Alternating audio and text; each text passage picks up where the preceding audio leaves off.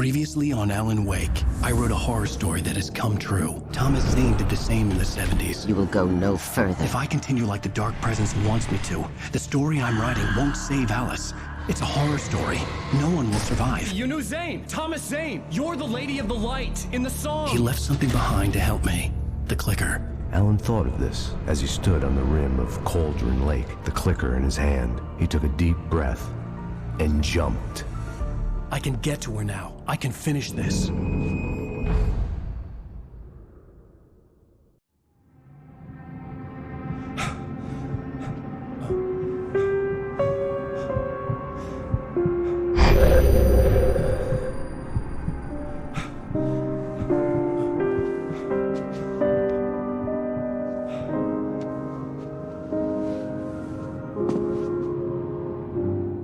I had a hangover. My head was about to explode and the light hurt my eyes. I needed my sunglasses and painkillers to dull the pain. In one of my finer moments of self-deception, I swore to quit drinking.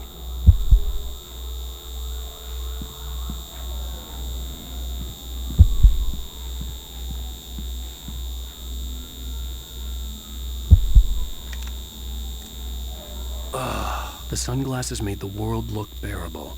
Now I could keep my eyes open without feeling like a vampire in the sun. I wasn't sure I'd make it out there without some painkillers.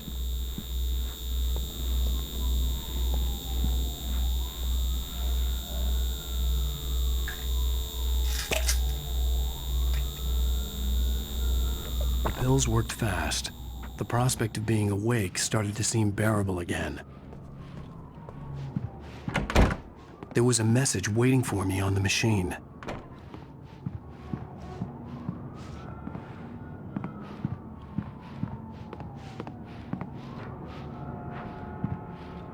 You have one new message. Ow! Are you still asleep? Wakey, wakey! You should have your show on your TiVo. If Alice wasn't too mad to record it, she called me earlier and really chewed me out. Yeah, we went a little overboard last night.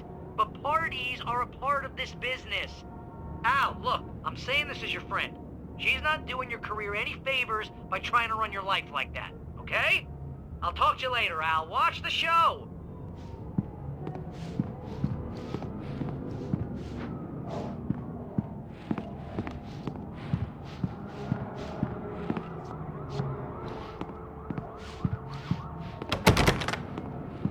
I'd been a guest on the talk show the previous night, talking about my latest book. The show was supposed to be waiting for me on our TiVo.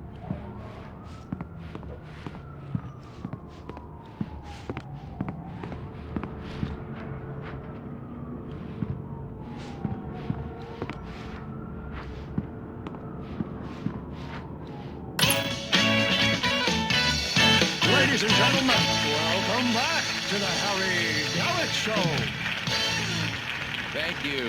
Thank you, everybody.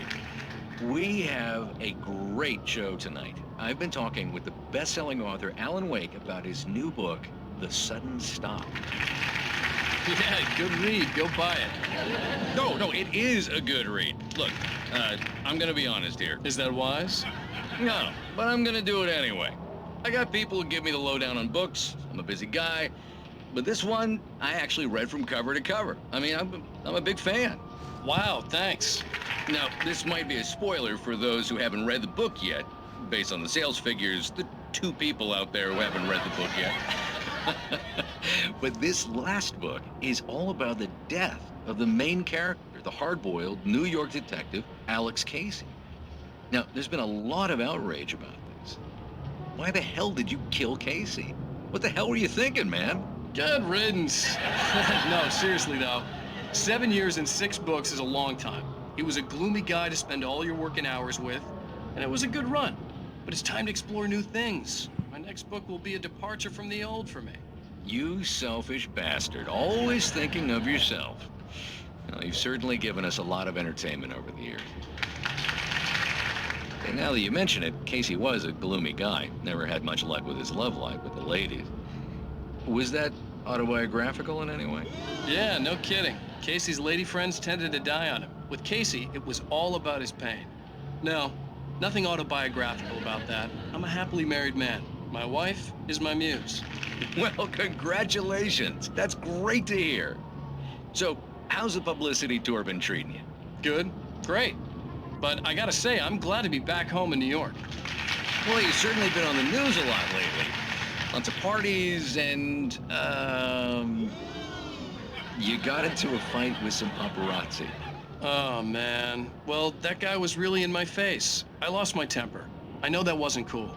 You are famous for that temper. Well, I did also write several books. Well, your latest novel is called The Sudden Stop, and it's in bookstores now. Go get it. That means the two of you out there who haven't bought it yet. Ladies and gentlemen, that's all we have for you tonight. I want to thank all our guests for the evening. Alan Wake, Sam Lake. Once more, do the face for us, Sam. There we go. And our musical guests, Poets of the Fall. Thank you, and good night. At least I'd been funny. I told myself I could live with that. I didn't say anything stupid, if that's what you want to know. You want to ask them something? Are you going to start with me about drinking now? You know what? I should have followed her advice, but suddenly I was angry, mostly at myself, and she was there, a convenient victim.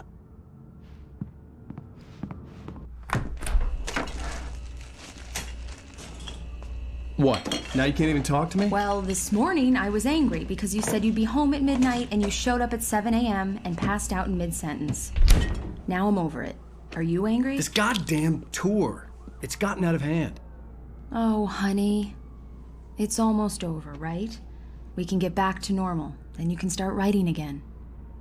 I'm sorry, honey. Alan, you're not thinking straight. Just take a shower and go back to bed, huh? Yeah, you're right, honey. I'm sorry. Once this is over, let's go away together. A vacation. Just you and me. Some peace and quiet.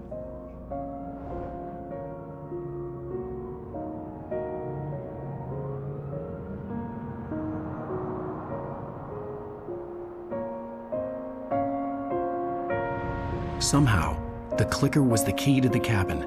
I had to return to Cauldron Lake to save Alice.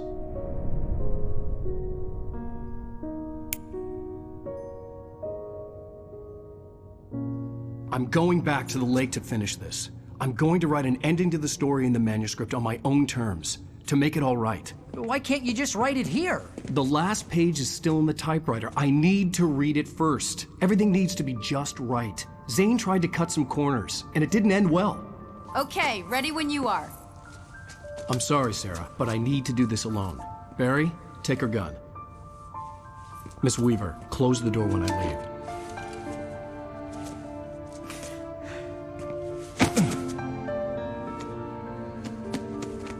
Good luck, Al. See you later.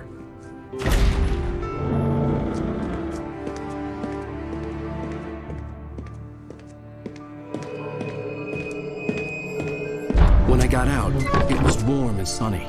I'd flicked the switch of the clicker. Had it done this? I didn't stop to question it. I had to take advantage of the sunlight to get to the lake. On Zane's page, I'd stood on the rim of Cauldron Lake, about to use the clicker. That's where I was headed.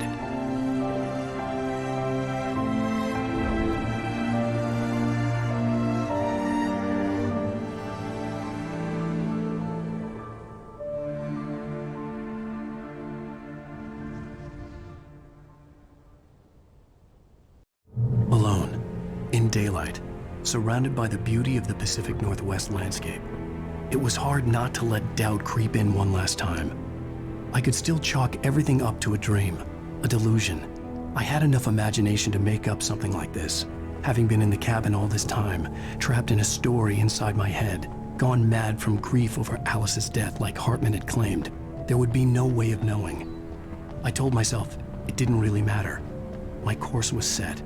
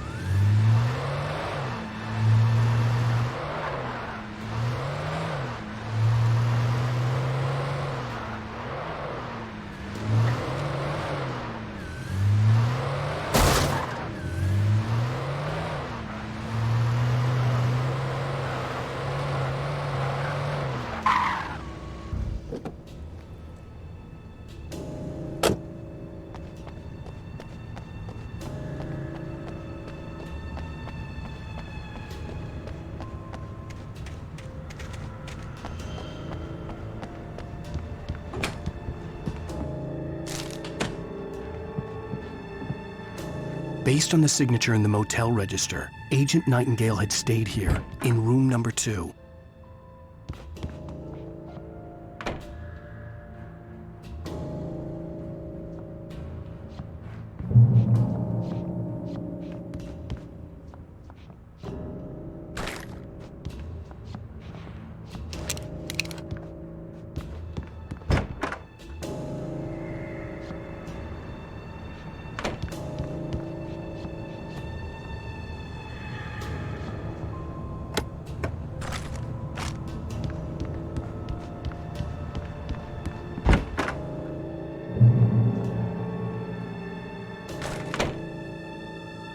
This had obviously been the room where Agent Nightingale had stayed when he hadn't been busy harassing me.